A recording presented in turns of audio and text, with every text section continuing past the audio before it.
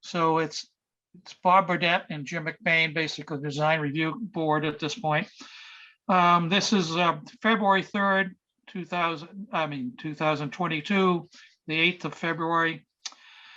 And I have to read this thing. Consistent with the governor's orders extending certain provisions of the open meeting law, every effort will be made to allow the public to review and or listen to the meeting in real time. Persons who wish to do so are invited to click on the following link. If you do not have a camera or microphone on your computer, you may use the following dial-in number, 1-301-715-8592, meeting ID 828-0192, 4104, password 651435. Please only use dial-up or computer and cannot vote both, as audio distortion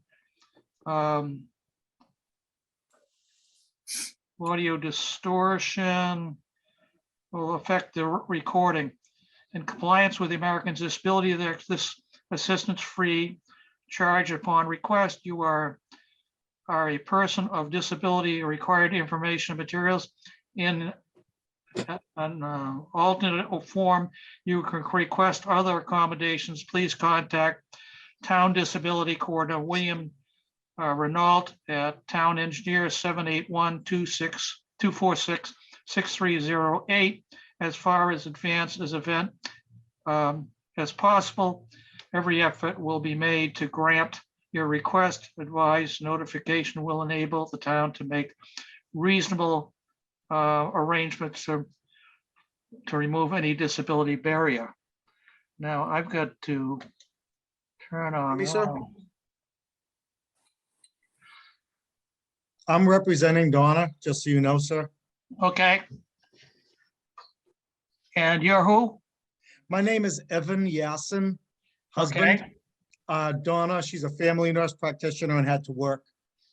Okay. So just to explain what's going to go on here, every sign within a certain select district of the town, which is the overlay district, which includes some of Greenwood, some of the Melrose Greenwood line, in North Avenue, Main Street, and Albion Street, and you fall in the Albion Street, or Donna falls in the Albion Street area, being at 74. So what we're going to do is we're going to go through what's been submitted basically to us and determine whether you comply with all the requirements within that signage overlay district. And if you don't, then you end up basically, this board has to deny you basically signage. Normally, if everything's met, what we do is we send a memo to the building department saying we recommend a permit. If you don't meet it, basically, then we'll say we don't recommend a permit for the signage. That doesn't mean that in either case that the building department has to follow our recommendations, but we're supposed to recommend one way or the other, up or down.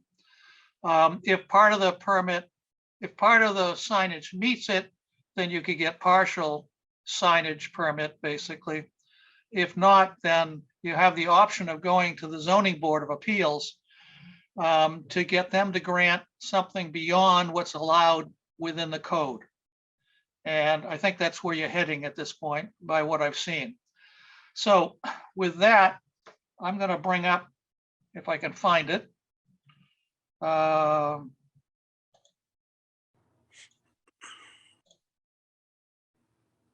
This is the image basically we've got of the existing building. And at this point, the left-hand side is going to be occupied, I guess, by Donna and her business. Yes.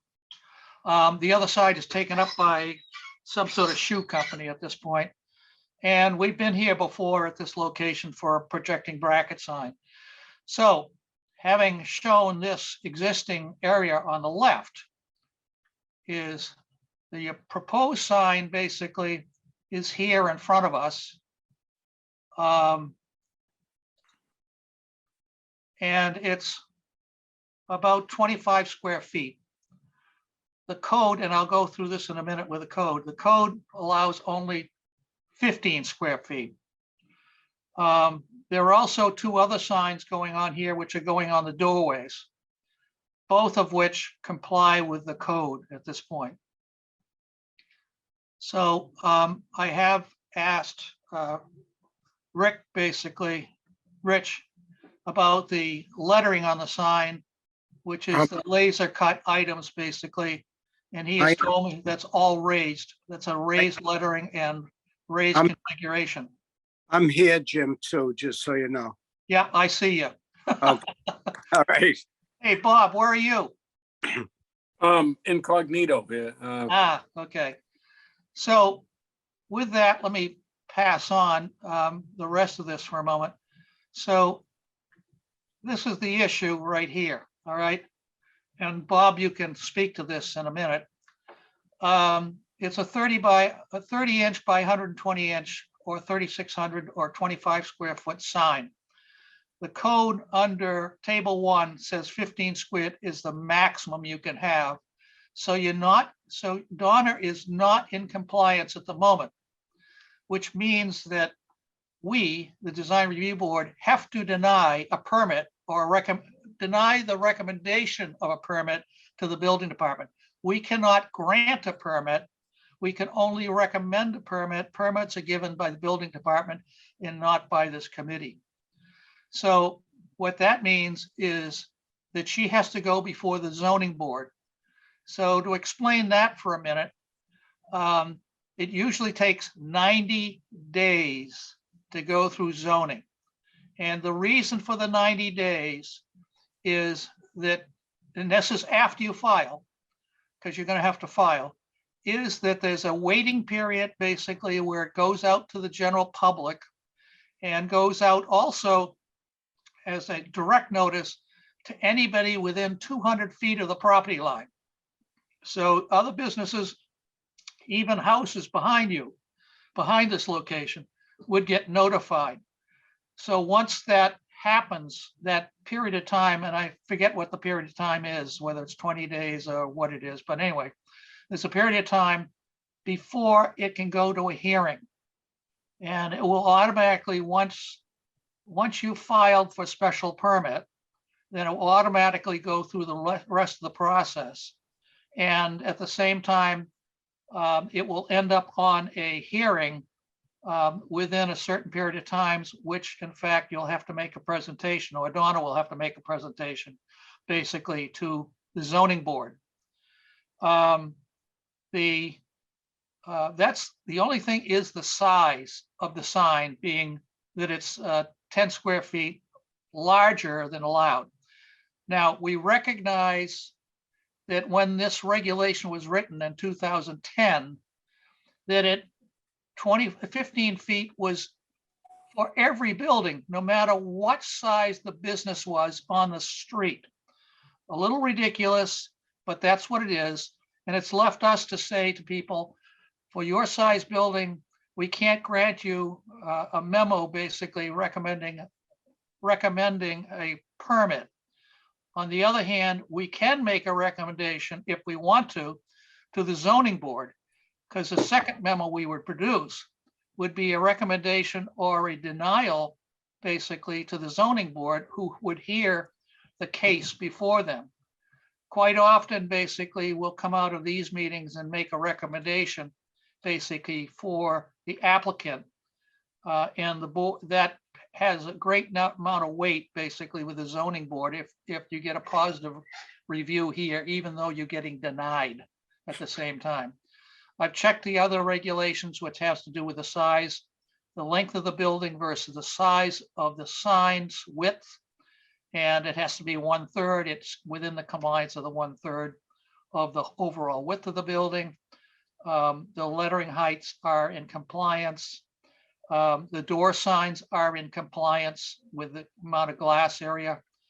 the question of an explanation, basically, as I said earlier, whether the raised letters, and Rich has told me basically they're a 1/4 inch raised lettering, along with, I assume, Rich, the diagram that's on there as well. So both of them basically are 1/4 inch raised on the surface. Correct. So I think with that, I think I've explained sort of the permitting stuff at this point.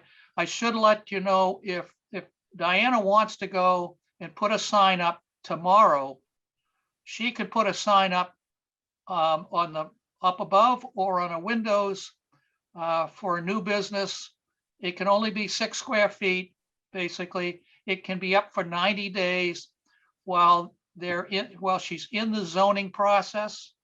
You can get an extension of 90 days by going to the building department and asking for an extra 90 days. But you can't put the sign up, this temporary sign up, until, and a lot of times it's paper or it might be a fabric or something like that. But you first off have to file for a sign permit, which you're in the process. So you can make up a temporary sign for the 90 days that's 6 square feet. And then once you get approval, basically from the zoning board, then you can put your permanent sign up. So having said all that, Bob, you got any comments? Yeah, let's see. Oh, I can go back to I'll turn the, on my camera here so you can see me. I I can go think, to I the, think it looks very, it looks like it at a glance, it looks like it complies. And when you see the dimensions, you can see that it doesn't. So much of it does comply. I think it's, I think it's reasonable. There's another option, which I don't know if it's possible, if it's possible or not, where the letters are raised letters anyways. If you got rid of the white background and you just did white letters. It's actually a gray background, just so you know. Oh, is it? Yeah, sorry about that. Oh, so you wouldn't have the same contrast that you see in the photo. Yeah, that photo is actually a light gray. If you look at the picture off to the side, you can see the white paper and you can see the sign on it. It's it's got a gray tone to it. Okay. All right. Well, oh yeah, I'm sorry. Yeah. I meant the background. Sorry. The building fascia or whatever. I was saying as an option, the letters themselves, ageless elegance and medical aesthetics and wellness, looks like that's all within the 15 square feet. So I think overall, cut to the chase, I would approve it. I think I'd recommend approval. all right, so I've taken we had 8 Albion a week or so ago where they didn't have raised letters, and we're looking for them to do raised letters. So these guys are doing raised letters, basically. I think that's good. Mhm. The other thing, like Hart's Hardware that we reviewed several weeks ago and has gone through the ZBA, Yep. is where we took into account the size of the building in relationship to the sign. And I went back to the tables basically that we're creating for the future sign bylaw or the revised sign bylaw. And this actually would comply under the future sign bylaw in the regulations basically for that. So like Hart's is complying with that future, I think we can make a recommendation that the 25 square feet is in compliance, or we would recommend 25 square feet, being 15 square feet is too damn small for the building. But Mhm. within future regulations, it would be appropriate. And we can use this as another example to point to others when we get the bylaw passed. Basically, this is what the regulation would do for some of these places. So this is another one of those examples like Hart's Hardware, where it meets the regulations of the future. Yeah, no, I'm with you. Absolutely. Now, a question I have, just as someone with a design problem that, you Yep. know, it keeps coming up. I'm just wondering about, what do you think of if the letters were that light gray color instead, if there wasn't the rectangular sign? Is that something, I was starting to ask it, but then I got off track. Is that something that is doable, or is the landlord kind of requiring that you just have a fixed sign that can come and go or whatever as tenants come and go? Does- As the sign person, this is Rich, I don't know the answer to that. I know what you're saying. If you do individual letters, he'll have a bunch of bullet holes in the building in the future if down. I don't know. I don't know if the business owner knows that answer or not. Yeah. I was just thinking it might, you know, it'd It's always a good. be nice. I Yeah, it's- don't know how to turn the camera on, so I hope you can hear me. Yeah. We actually had to forward this to the landlord for his approval because he wanted to make sure that it met what he wanted also on his building. Okay. No, I'm all for it. I had to just sort of like throw it out there as a, you know, as a, Thank you. Yeah, you're right. I mean, in the sense it would be more elegant, basically, if it were freestanding letters. But I'm not, you know, the major letters, basically, Carter can make freestanding. I'm not sure the lower ones, given the size of them, would be as easy to do. They'd have to be on some sort of clear plate or something like that to hold it in place. Plus, then you got the Oh. figure there. So yeah, it would look I- like a machine gun with holes. Yeah. there hasn't been a large sign in this area I went back to 2010 on my photographs and I couldn't find anything way back there, but there's a shadow that was on this building at one time that showed something about this size. Mhm. On some of my photos, basically. What was here before the music place? We had a projecting bracket sign only, and it was a woman, I believe, or business basically, that was teaching music. No, that's what I meant, before the music. Before the music. Before the music, nothing. It's been empty for a long time. Okay. No, I just, because I remember she came to us and, Yeah, you know, went yeah. through the. Yeah, Okay. I'd have to go back and look at my. I was just curious. You were Yeah, talking I have to go back and look at my photos, but I believe nothing because there was no signs up there or anything like that for quite some time. Yeah. So the other thing I think is, and then this is a question back to Donna, I think through her friend. Husband. Husband, I'm sorry. It's okay. She's still keeping me. You know, the first time you said husband on the scroll at the bottom, it's like it's doing the text recognition thing. And the first time you said husband, it said awesome. It didn't Oh. say husband. Well, I'm hoping I'm an awesome husband. We got to stick together on this stuff. So the only other thing I got to ask, I guess, is it expected to put lights on this now or in the future? I was told in the past that somebody in the past had lights because the wires are there for lights, but whether or not I never talked to Donna about putting lights. I think Rich might know more about that answer than I would. Yeah, no, there was no mention of it. I did mention that goosenecks were allowed, but that's the type of lighting that you would have to get if you were going to get it.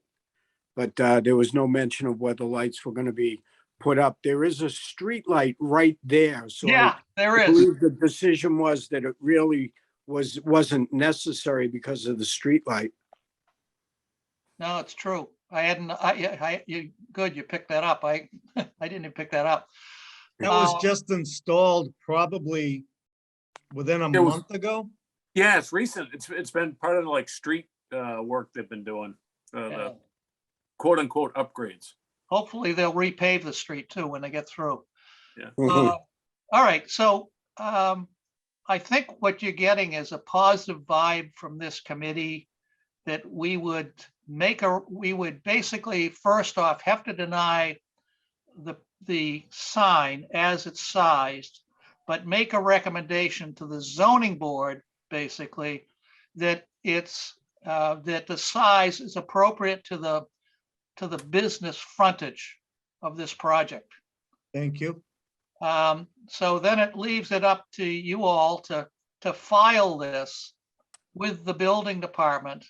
And meanwhile, what I'll do is I'll send out a memo saying you got to deny this, but we understand that the client is going to pursue the zoning board on the wall sign sizing. So, and then we'll write a memo, another memo to the zoning board saying, before it comes up before the zoning board, recommending approval. Sounds good. It's too bad Now, the code didn't change now. Again, I'll make a recommendation because I'm not sure how long before you open, but you might want to put a temporary sign in your window, 6 square feet. Okay, Yeah, so, yeah. I made one. It's a little smaller than 6 square feet, but I made them a temporary sign for, to get ready for it. So they Okay. have an 18 by 24 inch sign to put them. Okay, great. So Thank you. that can be, Quick question. Yeah. If they decide later, after they moved in, they get the sign in and everything, they want to put lights up. Do they have to go through another process, or what do they need to do? well, I think it would be best that we make sure that they're goosenecks and the lamping of them is within the range we allow. Now, if, and that can be through the building department, basically. Oh, so that can be part of the approval, right? That you just kind of like. Oh, absolutely. If they decide between now and the zoning board hearing, then all I gotta do is make sure that I get a copy so that when it comes up at the zoning board, I can tell the zoning board that it complies with what we normally approve. That's simple enough. If they want to do it, say, a year or two from now, more than likely, what will end up, it will come through the building department as a wiring permit, electrical permit. Mhm. And we just got to make sure that in fact it complies with our requirements at the same time. So Okay, so they don't need to make a decision right now. no. And sometimes that's what happens is they'll go through another winter, somebody will, and they'll decide that, luckily this has got a light pole. Let's say you don't have a light pole, is then someone will decide, it doesn't show up very well. The sign, that is. So Mhm. we are. If on the other hand, they decide to put out a projecting bracket sign, then they'd be back before us. okay, Okay. thank you. Yep. All right. So with that, I'm going to close this meeting. Bob Burnett and myself, Jim McBain, have presided over. And I will be writing a memo in the next day or so to the building department with our recommendations and denial. And so you can pursue, right away after that, say Monday or something like that, you can pursue the filing process after that. Okay, So what's going to happen is you go, as part of the filing process, you go in and you take this and you ask for a sign permit. They're going to deny you the sign permit. You're then going to get a form basically to fill out to file for a special permit with the zoning board. That's the Okay. process. thank you. Okay. You got any questions? You can send them back through. Basically, I'll try and answer them as best I can. Thanks, Jim. All right. Thank you. Yep. You're welcome. Okay. Thank you. All right. So that's it. It's now 4:58. And the review of 74 Albion Street signage is over. And I thank everybody for attending and coming to the meeting.